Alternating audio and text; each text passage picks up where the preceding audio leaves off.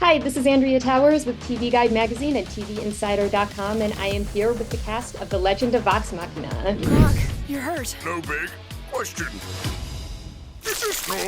Oh, no. One of the things about season 2 is that there's dragons, but also I feel like this season is a little more intimate and a little more complex in terms of character relationships and what we learn about these characters and their backstories. Did you feel a difference in that when you were making season 2 as opposed to making season 1?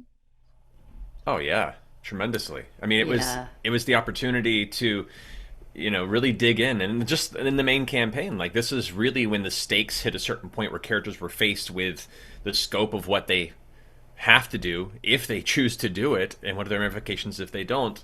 And also, now that we kind of have established the characters and established the world, we get to now sit in that space and dig deeper into these individual person, their backstories, their relationships, and where they're going, where they don't want to go, and what they're forced to do regardless based on fate and their, the cards that they're dealt, essentially. And so, yeah, I for me personally, and please jump in here after, but like that to me is what's been really exciting about being able to continue this series, is now we have the comfort of not having to, like, establish and hope people like it. And now that we have that out of the way, we can really kind of settle in and dig deeper and be more intricate, and in some cases darker, in some cases more emotional, and explore those facets.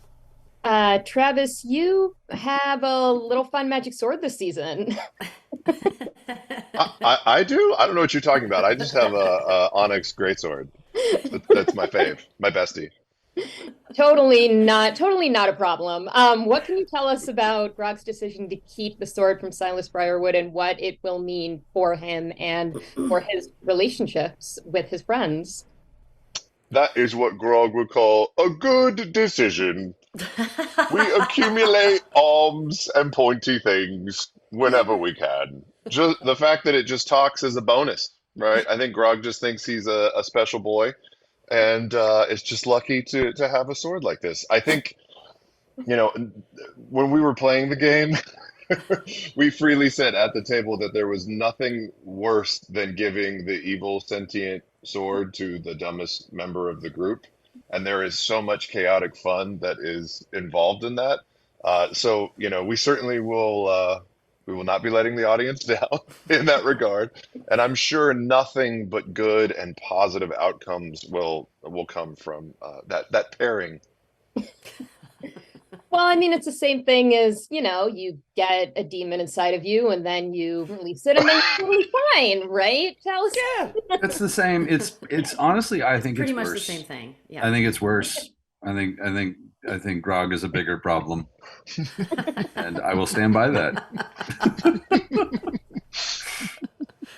Ashley, I'm so happy we get to see more Pike this season. And I'm curious about the experience of integrating Pike into the story in a way that I feel like you maybe weren't able to do as much in the original campaign because you were not in the room all the time. Did it feel like there was that difference being in the room with everyone and, having that story, having Pike's story kind of integrate more with the team? Absolutely. I think that's where we were able to sort of change the real life story of, like, okay, what I wanted to be there. I wanted to play in these games, and I wanted to be a part of some of these storylines, and we get to do that now. And I love that, the first season, it feels like we're meeting these characters, and like Matt was saying, we have we're establishing the world and establishing the characters, and getting to this season, we're getting to know everybody now. And because the stakes are so high, you can't help but feel close to the people that you're clinging to.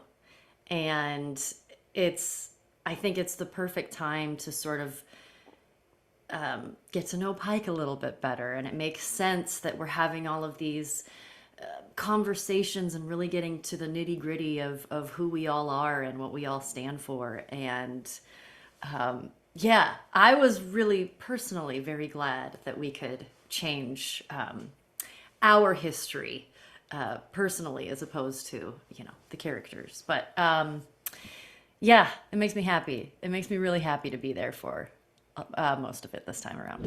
Well, Liam, when we first met the twins last season, they were a little wary about trusting everyone. They were used to really being on their own, kind of really depending on each other. What will we see essentially from their relationship going forward in season 2? Well, I think they have to figure out how to be where it's not just the two of them. We saw them all through season 1, maybe ready to bounce just the two of them if they had to. And we're kind of past that point. Vox Machina is rubber banded together. So you're seeing them stay strong together and watching their own relationship grow and evolve, and then watching them branch out to their new family in new ways and trying to make both work. Yeah. And Sam, I think Scanlan has honestly one of the most beautiful arcs in this group and in the season. I think he really finds his footing. How will his actions and realizations of this season and everything he goes through impact him going forward, knowing we're getting a season 3 and that these characters are going to continue to evolve? Yeah, it's been really cool to show Scanlan's storyline and kind of slow roll it, because I a lot of times in television, or even films, you have a character who's deeply flawed, and they learn their lesson pretty quick, and by the end of the movie or by the end of the season, and then they're all good. But Scanlan definitely is going to take longer than that to do. He has lots of flaws and faults, just like I do, Sam Riegel, as a person. And I think in season 2 he realizes that, and that's kind of enough for the season. He realizes that he is not a whole person, and he has some work to do on himself. He doesn't have all the answers on how to fix himself, and but he knows that he wants to try, which is a huge change for him. And luckily, as you said, we get a season 3 where he gets to actually start maybe doing the work. But I hope the fans who were turned off by his antics in the first season will understand that it's all part of the plan. But to the fans who loved him in season 1, he's still a jokey, silly boy as well.